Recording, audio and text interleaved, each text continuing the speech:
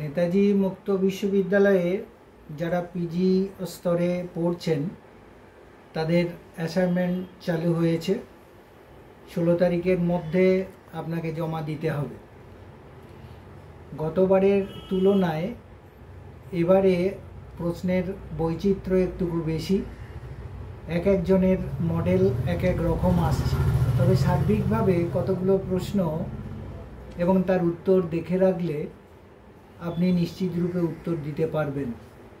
সময় অনেক বেশি, 3 ঘন্টা, সুতরাং হুড়োহুড়ি করে আপনার ভুল উত্তর দেওয়ার দরকার নেই। লক্ষ্য রাখতে হবে 100-র মধ্যে যাতে 100 পাওয়া যায়। তো আমরা প্রথম পত্রের প্রশ্নগুলো নিয়ে আলোচনা করব, উত্তর আমরা দেব। এগুলো আস্তে আস্তে শুনতে থাকুন এবং সঠিক উত্তরটা আপনি আপনার উত্তরপত্রে এটা দিন, যাতে করে আপনার নাম্বারটা সর্বোচ্চ সীমানায় যায়। একটা মডেলে প্রথমে এই প্রশ্নটা আছে, কে বাংলা সাহিত্যে ফরাসি হাওয়া বইয়ে দিতে চেয়েছিলেন? এটার উত্তর হলো যতীন্দ্রনাথ ঠাকুর। মাধবী কঙ্কন, দ্বিতীয় প্রশ্ন, মাধবী কঙ্কন কি জাতীয় রচনা ও কত কত সালে রচিত হয়? এটা হচ্ছে উপন্যাস জাতীয় রচনা। 1877 সালে এটি লেখা হয়েছিল। এটা আপনারা জানেন যে রমেশচন্দ্রের লেখা। এখন সময় আসিয়াছে বিভিন্ন সৃষ্টি করা। কোন পত্রিকার সম্পাদকীয়তে এমন ব্যাখ্যা দেওয়া হয়েছিল? এটি কল্লোল পত্রিকা। আপনারা জানেন কল্লোল পত্রিকা 1923 সালে প্রকাশিত হয়েছিল। উত্তরটা হলো কল্লোল পত্রিকা। সাধ করেছিলাম দুর্জয় মান, শ্যামের তাই হলো অপমান। পংক্তিটি কার রচনা? এটি হচ্ছে, উত্তরটা হবে রাম বসু। পরের প্রশ্ন, ভারতবর্ষীয় উপাসক সম্প্রদায় গ্রন্থের লেখককে? এটার উত্তর অক্ষয় কুমার দত্ত। কোনো কোনো মডেলে দেখবেন এই প্রশ্নটাই দিয়ে শুরু হয়েছে। এই প্রশ্নটা, ভারতবর্ষীয় উপাসক সম্প্রদায় গ্রন্থের লেখককে, এই প্রশ্নটা দিয়েই শুরু হয়েছে। উত্তরটা হলো অক্ষয় কুমার দত্ত। শ্রী চক্রাসম্বর সাধন গ্রন্থটির রচয়িতাকে? এসেছেন দারিক। উত্তরটা দয়াকার রহস্যইক দারিক। এটা অবশ্য সব মডেলে নেই এই প্রশ্নটা, এবং তার উত্তরটা বললাম দারিক। শ্রী চক্রাসম্বর সাধন এই গ্রন্থের রচয়িতা দারিক। পরের প্রশ্ন, শ্রী মধুসূদন রচনাটি কার লেখা? এটি লিখেছেন বনফুল। আসল নাম বলাইচাঁদ মুখোপাধ্যায়। দেখবেন এটার উত্তরটা সম্ভবত এতে দেওয়া আছে, বনফুল বলেই দেওয়া আছে। তাহলে শ্রী মধুসূদন নাটকটি লিখেছেন বনফুল। 1395 শকে গ্রন্থ আরম্ভন, 14/2 শকে হইল সমাপন। কোন কাব্য সম্পর্কে এ কথা বলা হয়েছে? আসলে এটা কাল জ্ঞাপক শ্লোক, মানে কোন কাব্যের কাল জ্ঞাপক শ্লোক এটি? উত্তর হচ্ছে শ্রীকৃষ্ণ বিজয়। শ্রীকৃষ্ণ বিজয়, মালাধর বসুর লেখা শ্রীকৃষ্ণ বিজয় উত্তর। ক্ষণদা গীত ও চিন্তামণি সংকলয়িতার মানে কে এটা সংকলন করেছেন এটা জানতে চেয়েছে। উত্তর হচ্ছে বিশ্বনাথ চক্রবর্তী। ভোমা কোন ধরনের নাটক? বোমা নয় কিন্তু, ভোমা, ভোমা কোন ধরনের নাটক? এই প্রশ্নটার উত্তর অনেকে ভুল করছে। আসলে এটা সুন্দরবনের পটভূমিতে বাদল সরকার লিখেছেন, কিন্তু নাটকটি হচ্ছে অ্যাবসার্ড ড্রামা। Absurd drama. উত্তরটা সামাজিক নাটক নয়, উত্তরটা হবে অ্যাবসার্ড ড্রামা।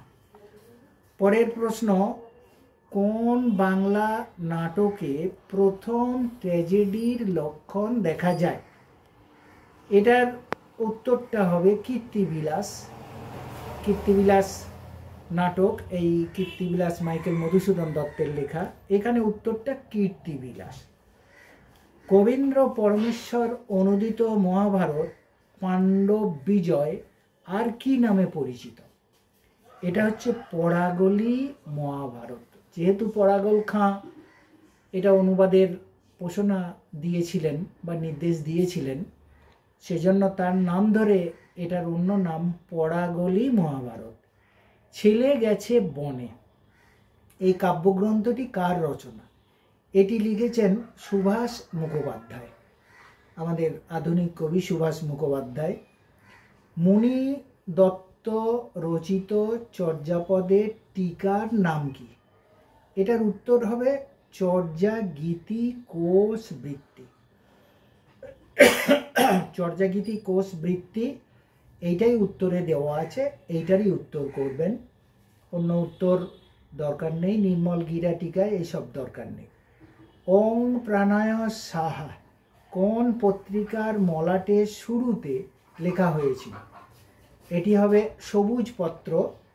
আপনারা জানেন যে 1914 খ্রিস্টাব্দে সবুজ পত্র প্রকাশিত হয় প্রমথ চৌধুরীর সম্পাদনায়। এখানে উত্তরটা হলো সবুজ পত্র।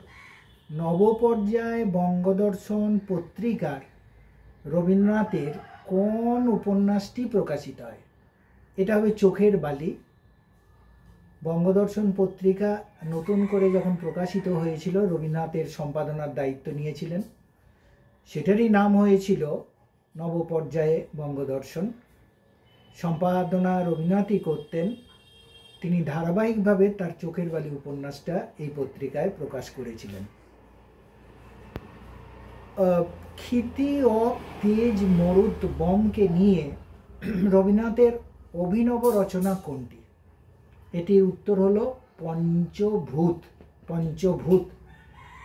প্রথম রচিল গীত কানাহরি দত্ত, মূর্খেতে রচিল গীত না জানে মাহাত্ম্য।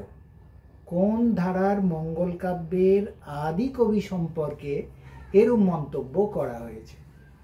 এই মন্তব্য করা হয়েছে কানাহরি দত্ত সম্পর্কে। আসলে এটা মনসা মঙ্গল কাব্য, আপনারা জানেন মনসা মঙ্গল কাব্যের আদি কবি হলেন কানাহরি দত্ত। সুভাষিত রত্নকোষ প্রথমে কি নামে প্রকাশিত হয়? এটি কবীন্দ্র বচন সমুচ্চয়, এর ভিন্ন নাম কবীন্দ্র বচন সমুচ্চয়। পরের প্রশ্ন, ওরিয়েন্টাল ফেবুলিস্ট বাংলায় অনুবাদ কে করেছিলেন? এটার উত্তর তারিণী চরণ মিত্র। তারিণী চরণ মিত্র তিনি এটা বাংলায় অনুবাদ করেছিলেন।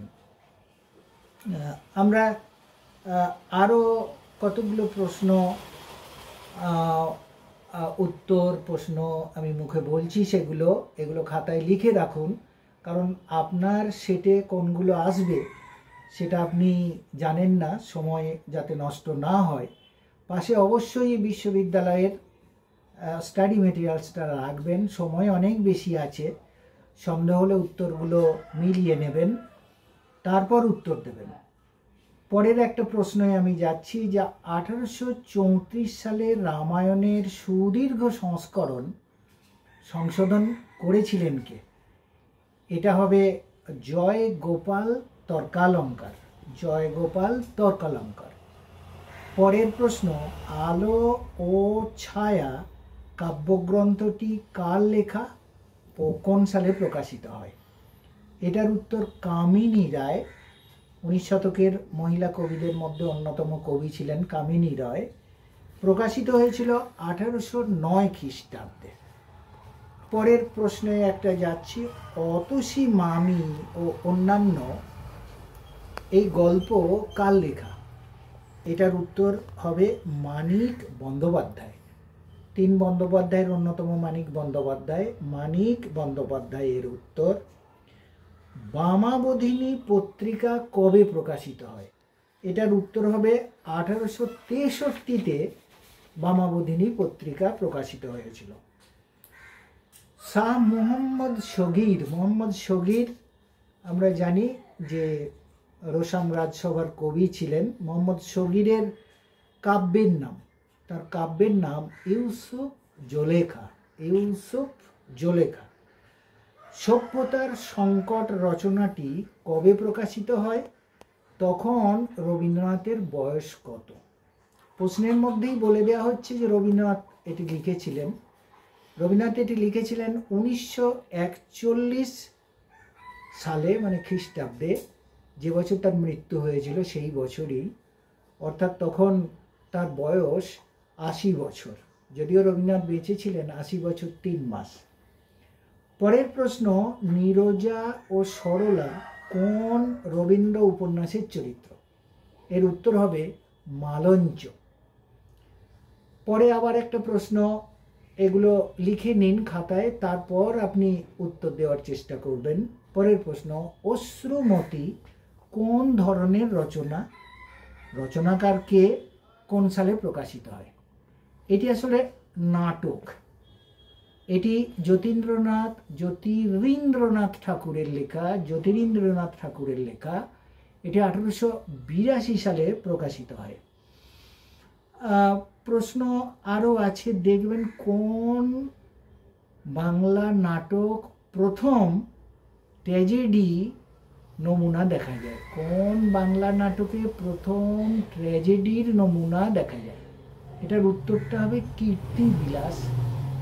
এই কীর্তিবিলাস নাটকটি লিখেছিলেন মাইকেল মধুসূদন দত্ত। পরের একটা প্রশ্ন দিয়ে আমরা শেষ করব, সেটা হচ্ছে লিপিমালা। এই যে লিপিমালা, আমরা জানি বাংলা সাহিত্যের আধুনিকতার সূত্রপাত এইসব গ্রন্থগুলো দিয়েই শুরু হয়েছিল। এটি প্রকাশকাল, এটি প্রকাশিত হয় 1802 সালে, 1802 খ্রিস্টাব্দে। আপনারা মোবাইল যদি আলাদা করে ব্যবহার করেন, তাহলে এই প্রশ্নগুলো আপনি মোবাইলে রাখুন, দেখুন তার উত্তরগুলো আপনাকে দিয়ে দেবে। যদি মোবাইলে এআই থাকে, এআইয়ে আপনি প্রশ্নটাকে ফেলুন, সেখানেও উত্তরটা দেওয়া থাকছে। আপনি সার্বিকভাবে মিলিয়ে নিয়ে ধীরে সুস্থে আপনি উত্তর দেবেন, যাতে করে আপনি 100-তে 100 পান। ধন্যবাদ। পরবর্তী পেপারগুলো দেব, এটা দেখতে থাকুন। এখনো সময় আছে, ধীরে সুস্থে আপনি আপনার উত্তরপত্র রেডি করুন। ধন্যবাদ।